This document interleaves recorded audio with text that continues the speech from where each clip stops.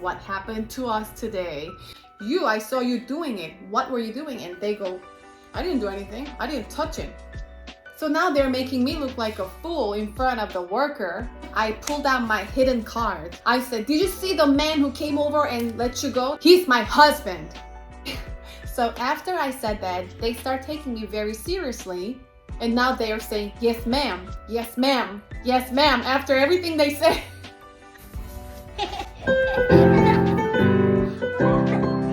Watch your hands. Hi. Hi. So how are you guys doing? It's been so long and just wanted to check in with you, how you're doing, and wanted to tell you guys what happened to us today. So where do we go today? What's the name? Ninja Warrior Gym. Yeah. So we do have our annual membership at this place called Urban Air. It's a trampolining house with many paddings and safety is there so our children can just jump and have a lot of fun. So this is a better version of Urban Air because it has all kinds of games that you can play. It almost looks like a Japanese survival game. Yeah, it's like the Ninja Warrior series where they go on an obstacle course. Yes, they have some obstacle courses and some sticks swinging around. You have to jump and avoid and dodge. So we went to our church family's birthday party. Maybe 95% of the children playing there were all under 10 years old. But I saw several teenagers and they were very rough. And I saw these 3 particular teenage boys playing really close to our children. And 2 boys were pinning down 1 boy on the neck and choking. And when I saw it, okay, so the background story before I say this, because I don't want y'all to think that I'm a Karen type of lady. I'm not. So you think I am. You are a Karen. Am I a good Samaritan a little bit? Little Karen-y. Okay. Why? Explain what happened. I saw 2 boys who are bigger than the 3rd boy pinning down 1 boy and choking. The boy was helpless. He was not fighting back. He was just down and not doing anything. So I counted 1, 2, 3, 4, 5, and I'm counting up to 7. At 7, I screamed out as if my child was doing something bad to a friend. I said, hey, like this. I know it's a public place, a lot of people heard me, but while I'm counting up to 7, there was another parent making an eye contact with me and, ooh, is that okay? Is he okay? And we were just doing that, but she wasn't doing anything. She was just looking at me and she's just, are you gonna do anything? Oh no. So I screamed out, hey, and they all looked at me and I said, hey, come here. That's fine. Oh, that's fine. Keep going. So I said, what are you doing? And they said nothing. Or you could have just said, hey, stop. But I'm sorry, go ahead. So I said, what are you doing? And they said nothing. And I kind of got frustrated. I said, nothing? You call that nothing? So I said, hey, for no reason, basically. So they were treating me like I'm a psycho. They said, excuse me, nothing happened. What are you doing? The shorter and skinnier boy, I'm asking only him because he was the one who was down. But 2 bigger boys, by then, they ran away. They ran to their friends. So I was just talking to only that boy and, hey, where's your mommy? That's what I said. How old are you? Where's your mommy? It's like 17, right? 16, no, like 15. He said he's 14, Okay. freshman in high school, 9th grade at the neighborhood high school. And I asked him a lot of questions. Where's your mom? How are you here without your mom if you're only 14? And I said, it looked really painful. I know that. And So this is the victim. yeah, I'm asking the victim. And then he's trying to run away. I said, excuse me?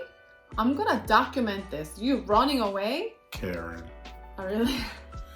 You know what? Because I wanted to protect that boy from going back to those bad boys. And from what I saw, I'm across the gym and she's like talking to the boy and he tries to walk away and she stops him and he just is fear in his eyes. That what I saw. Fearing. Like, the kid was scared, or trying to get away from this lady. He was taller than me. He's not scared of 2 or 3 times he tried, but you just said that he was the smallest of those boys. Yeah, the other guys were basketball players. They weren't that big. Yeah, they were chubby too, a little bit. What I saw is he tried to get away from her like 3 times and she kept bringing him back.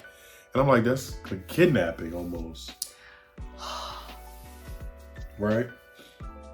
No. And then at the end of the party, and then I ran over there and was And like, I'm talking to him cordially. Hey, where's your mommy? What school do you go to? Well, who are you here with? How do you know them? Why are they bullying you? Why are they choking your neck like that and you cannot say anything? And Corey just runs toward me and he just taps his back and says, hey, just go. In the middle of our conversation, you just said, because hey, after the third time he tried to walk away and she wouldn't let him. I'm like, no, like I gotta end this. This kid's gotta go. So I went over and let him go. So what I saw was, I'm just being a good Samaritan. Karen. After I let him go, after I freed the kid. After you freed the kid, what happened was the worker, the lady who was making an eye contact with me, sent the worker to me to ask me what happened. So I said, these boys were choking for over 7 seconds and I had to scream and stop them. And when I asked them, they were flat out denying the allegation. They just said, we didn't do anything. Then I smelled something fishy because, you know, a lot of times when boys are playing together in a group, one person can be the ringleader. The leader can kind of bully. It's always like a pyramid. The leader is the strongest one, and the second level and the third level. Boys are like that. You know that. Girls are like that too sometimes, in Korea at least. Here too. So what I felt like was the boy was being a little bit roughly handled and being bullied, and he couldn't speak up for himself. And mind you, I don't want to be all racial, but he was the only white person out of 11 or 12 black boys, and he's the shortest and skinniest. And I felt a little bit like, why were they only choking him? I want to help him. That was my heart too. But then you were interrogating him because I want to know how they're related to each other and where his parents are if he's only 14. And that was like, what, 7 p.m. after his third attempt to get away. Because he wants to just minimize the incident so he doesn't get bullied anymore. But those were his friends. Friends who can choke him for 7 seconds. Okay. So I was being a mother and I wanted to help him. So I went there and now I'm talking to the bigger boys who choked him. And I said, I saw you doing it. What were you doing? And they go, I didn't do anything. I didn't touch him. So now they're making me look like a fool in front of the worker. So the worker says that no, the other lady was telling me that you guys are doing some kind of wrestling moves or martial arts moves. So I know you guys did something. The bigger boys, they're saying that they didn't do anything, making me look like a bad person, accusing them for no reason. At that time, I pulled out my hidden card. Guess what it was? I said, did you see the man who came over and let you go, tapped your back? He's my husband. And all of a sudden, everybody circles around, all 10 boys. They all came, you saw, everybody all was... the black boys? Yeah, all the black boys circled around, and now they're taking me seriously, knowing that my husband's black and I have kids. So, black. They thought I was just a Karen Asian lady bothering them, interrupting their play day. Karens marry black men too. So after I said that, they start taking me very seriously.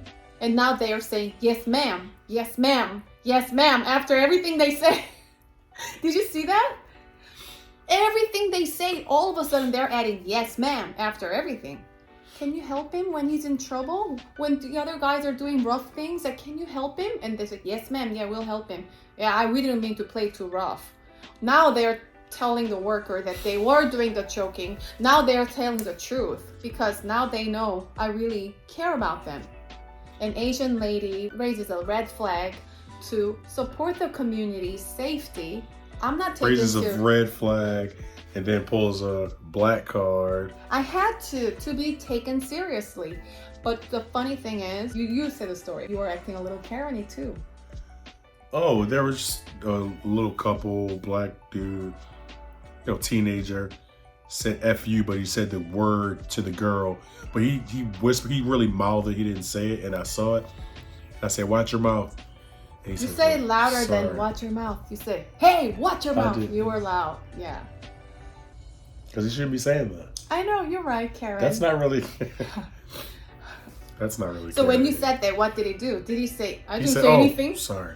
Right, that's what I'm saying. He apologized. He should have right away. apologized to the girl though, not to me. But What I'm saying is that the boy apologizes and admits that he did it right away. I wasn't offended. I was offended I just didn't want that kid using that type of language. Right, but why is he respecting you? The Yeah. other boys, they didn't respect me until they found out. I said, hey, did you see the man who tapped your back and said, let's just go? He's my husband. And then all of a sudden, oh, they all circled around me and said, yes, ma'am, yes, ma'am, yes, ma'am. And I felt a little bit good, but at the same time, I felt bad. Wow, so you guys thought of me like this, but now I'm married to a black man. Now I'm taken seriously. I care about you. So, is she a Karen or is she not? Please leave your comments below. See you guys. Bye. Bye.